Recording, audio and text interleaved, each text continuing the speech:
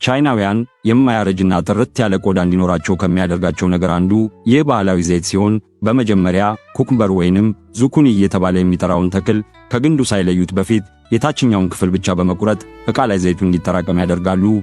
ከዚያም ቦታኒ እየተባለ የሚጠራ የቅጠል ዝርያ በመልቀም ከዙኩኒው ዘይት ጋር አብረው ዘግ ባለ ሙቀት ይቀቅሉታል። ከተቀለው እጽዋት የወጣውን ዘይት በስፕሬይ ዕቃ በማድረግ በየቀኑ ፊታቸውን የሚቀቡ ሲሆን የአብዛኞቹ ቻይናውያን ሴቶች ቆዳ መሸብሸብም ሆነ የጥራት ችግር እንዳይኖርበት ያደርጋል ተብሏል። በሌላ በኩል ቻይናውያን በሙቀት ጊዜ የሚጠጡትን ቀዝቃዛና ባህላዊ መጠጥ ላሳያችሁ።